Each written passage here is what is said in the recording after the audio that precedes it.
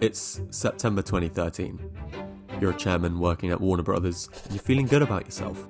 You're on the back of overseeing the completion of the Dark Knight trilogy and the Harry Potter films, two of your biggest and most successful properties, with each film making, well, a considerable amount of money. The Deathly Hallows Part 2 just grossed $1.3 billion worldwide, making it the third highest grossing film of all time, and the reaction from the fans was extremely positive. Life is good. One day, the author of those very same books that made you that big old chunk of cheddar comes to you with a script, a prequel to the Harry Potter films, Fantastic Beasts and Where to Find Them. I think we can say, am I allowed to say that, David? Yes. So I've now done the plotting properly, so we're pretty sure it's going to be 5 movies. A whole new expansion of the wizarding world is in order, and for the first time in her career, JK Rowling will be writing the screenplay. You need someone to direct the film, someone you can trust behind the camera, who can carry the weight of one of the biggest franchises in the world. Well, what about David Yates, the guy who directed every Potter film since The Order of the Phoenix? He's pretty good. You then round up a star-studded cast, including Eddie Redmayne, Colin Farrell, Johnny Depp, Ezra Miller, Catherine Waterston. You're sitting on a jackpot. It can't go wrong. And it didn't. In fact, it went extremely well. Fantastic Beasts and Where to Find Them was a box office success, grossing over $800 million worldwide. The film commercially was a hit, and the general consensus from fans was pretty positive, although there were some complaints about the film feeling overplotted and tonally, inconsistent, let's say. But the question after Fantastic Beasts and Where to Find Them was, well, what next? A few months later, JK Rowling hands you another script, The Crimes of Grindelwald. You give her a pat on the back and send her on her way. You sign on David Yates to direct again, as well as the rest of the cast, with a few additions, most notably Jude Law. For the trailer, you sprinkle in some Dumbledore, some Hogwarts, and some familiar scenes from the Harry Potter films, just to soak up every bit of nostalgia possible. After 2 years of production, the film released in November 2018, expecting an opening weekend gross of between $65 and $75 million, but only making 62. A 16% drop from its predecessor, and marking the worst opening of any film in the Wizarding World franchise. The cracks have started to emerge. But I think it was a privilege, it was extraordinary. I knew in 2000 it would never, nothing I wrote, I remember thinking in the year 2000, nothing will ever come close to this. And you know what? That's fine. Now, for all of the success of the Harry Potter films, JK Rowling was barely a part of it. She had some opinions about casting and consulted on various decisions, but in the writing process, she was merely an advisor. The main writing role was left to this guy, Steve Kloves, the man who solely adapted the books and wrote the scripts for all but one Potter film, and in many ways was the unsung hero of the series. So naturally, for the first 2 Fantastic Beasts, Steve Kloves would seem like the perfect fit for writing the scripts, or at least assisting in the process, but he wasn't even asked. So that left first-time screenwriter JK Rowling, an author known for an expansive world building and plots, left to her own accord, without anyone helping or anyone looking over her shoulder. And well, her script drowned in her own ideas. The Crimes of Grindelwald received heavy criticism, with the majority of complaints directed at JK Rowling's bloated and exposition-heavy script, where some potentially interesting ideas and themes all get lost in a narrative that has an overabundance of plots and an overabundance of characters. Is this starting to sound familiar? A little disjointed. Seems like a lot of short scenes. It's bold in terms of jerking people around, but I may have gone too far in a few places. After George Lucas wrote and directed Star Wars A New Hope to critical acclaim and unprecedented success, he did something for the sequel which would go on to help it become one of the greatest blockbusters of all time. He stepped aside, but not completely. Lucas had the envisioned story and plot points in his head for the sequel to A New Hope, but to help fill in the blanks, he hired Leigh Brackett, a sci-fi and western novelist turned screenwriter with previous works in films such as The Long Goodbye, The Big Sleep and Rio Bravo.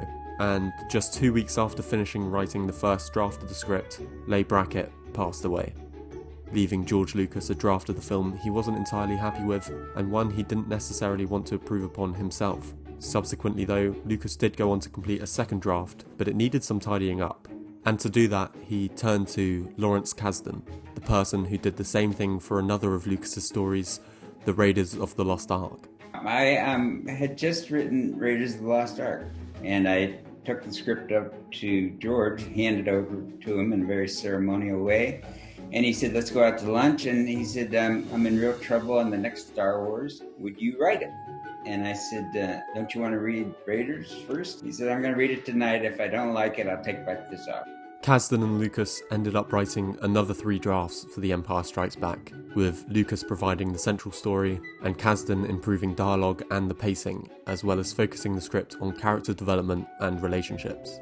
Lucas also stepped aside on the directing front after persuading Irvin Kershner to take the reins. He would do the same for the final film in the trilogy, Return of the Jedi, with Kasdan continuing his writing role and with Richard Marquand replacing Kershner as director. The trilogy would go on to become one of the most influential and most beloved pieces of cinema, stamping its mark on pop culture and the sci-fi genre as a whole, with a large piece of that credit going to George Lucas for not only the initial idea and story, but for also hiring the right people to help in the process, although this all changed in 1994. When I do these 3, then it's finished. I've kind of done the story, and I feel I've accomplished what I set out to do originally, even more so, because what I really set out to do was the first 3. 11 years after the completion of the Star Wars trilogy, George Lucas picks up the pen and starts writing his envisioned prequel trilogy. To direct the film, he turned to some of the best in the business at the time, with the likes of Steven Spielberg, Ron Howard and Robert Zemeckis, who all turned down the offer, stating the project was too daunting and should be helmed by Lucas himself. So Lucas did exactly that, and with it, an ambitious expansion of the Star Wars story was in motion, and this time, Lucas would be doing it alone.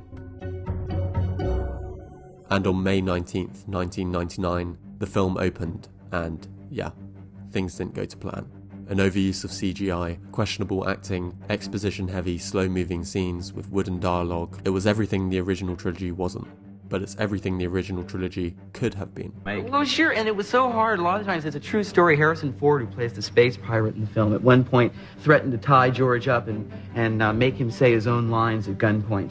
The dialogue was a little bit difficult. I remember there was one line that I just begged him to take out of the screenplay, and he finally did. It was just coming upon the exploded planet of the princess. And Harrison says, look, kid, I've done my part of the bargain. When I get to an asteroid, you, the old man, and the droids get dropped off. And my line was, but we can't turn back. Fear is their greatest defense. I doubt if the actual security there is any greater than it was on Aquilai or Solus. And what there is most likely directed towards a large-scale assault.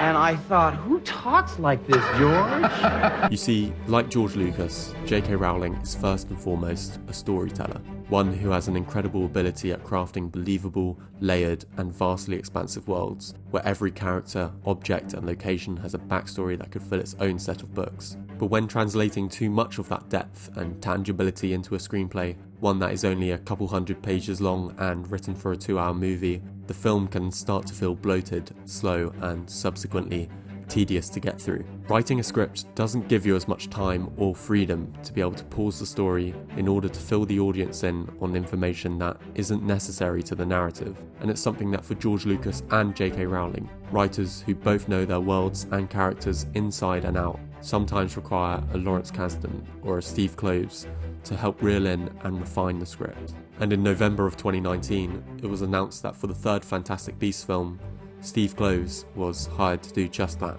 for the franchise-defining film, one that, if it failed, would see the end of the Fantastic Beasts series. Steve Kloves was brought in to improve upon an already written script by JK Rowling. So on the 16th of March 2020, principal photography was set to begin, and on that very same day, the global pandemic would hit and postpone production. Couple this with delays in production, Johnny Depp resigning from his role due to sexual assault allegations, Ezra Miller being arrested, and JK Rowling receiving heavy backlash for some comments made on Twitter, and what you are left with is a mess of a production and a film destined to fail. Which it did. Releasing nearly a year later than initially scheduled, The Secrets of Dumbledore grossed a total of $405 million, $250 million less than its predecessor, and taking the reins as the least successful film made in the wizarding world. And in November of this year, it was announced by Warner Brothers themselves that the plans to complete the series of films had been scrapped, leaving JK Rowling's ambitious wizarding world expansion unfinished, unwanted, and ultimately unsatisfying. Thank you for watching, and yeah, have a good one. Fear is their greatest defense. I doubt if the actual security there is much greater than on Aquilai or Sullus, and what there is most likely directed towards a large-scale assault. This is not a game, you know. Well, how many more systems have to get blown away before you have no place to hide and are forced to fight? Don't you realize what's going on?